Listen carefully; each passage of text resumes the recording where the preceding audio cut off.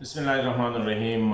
ګران کتونکو السلام علیکم. ګران کتونکو کله نه چې خیبر پښتونخوا کې تیر حکومت چې کوم دی هغوی استعفا ورکړې د پاکستان تحریک انصاف او اوس د نگران حکومت راغلی د کومې کابینه چې نن مکمله شوله بلکې کافي حده پورې مکمله شوه.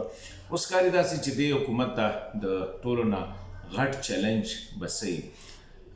تیر څو میاشتې دا تقریبا 8 میاشتې کله نه چې د پاکستان تحریک انصاف حکومت ختم شوی په مرکز کې، نو د مرکز او د صوبې ترمنځ ډیر زیات لکه تعلقات خراب پاتې شوي دي. او د هغې وجه دا وه چې تیر حکومت چې د پښتونخوا کوم هو نو هغوی د مرکز سره هم هغه پالیسي وه کوم چې د پاکستان تحریک انصاف پالیسي وه، یعنی عمران خان صاحب ډیر زیات رټل او ګالم ګلوچ والا د نواز شریف د شهباز شریف پسې د پیپلز پارټۍ د قیادت پسې هم هغه به د خیبر پښتونخوا وزیر اعلی ځکه چې د هغه لیډر به دا کوله هغه هم په هغه لاره باندې روانو او دا به وي چې زه شهباز شریف سره نه میلاویږم او دا زه نه منم وغیره وغیره، لکه ډېر حده پورې چې کوم دی انتهایي ټینشن د دواړو سنټرل حکومتونو ترمنځ او د هغې د وجې نه صوبه ډېره زیاته متاثره شوه ځکه چې تحریک انصاف حکومت د پارټۍ مفادات چې کوم وو هغه داسې ښکارېدل چې ډېر هغوی ته نږدې وو په نسبت د صوبې چېرې د صوبې کیس د مرکز سره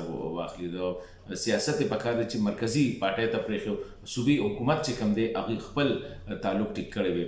نو د هغې د وجې نه صوبې جایز حقونه چې کوم دي هغه هم صوبې ته میلو نه شو. مرج ډسټرکټ ډېر زیات متاثره شو. صوبه کې لا اینډ آرډر حالات ډېر خراب شو. دهشتګردي پکې ډېره زیاته راغله، ګرانۍ مسلې پکې ډېرې راغلې، تر دې حده پورې چې د صوبایي حکومت سره د تېرو 100 میاشتو 15 میاشتو راسې چې کوم دی پیسې دومره بحران راغی چې دوی سره د تنخواګانو ورکولو هم د هغې دپاره هم فنډز نه و. دغه شانتي یونیورسټۍ، کالجونه، هیلث، هر یو سیکټر متاثره شو. صرف هیلث سیکټر هغوی سسټین وساته، نور ټولو سیکټرو باندې پیسې بندي کړې وې.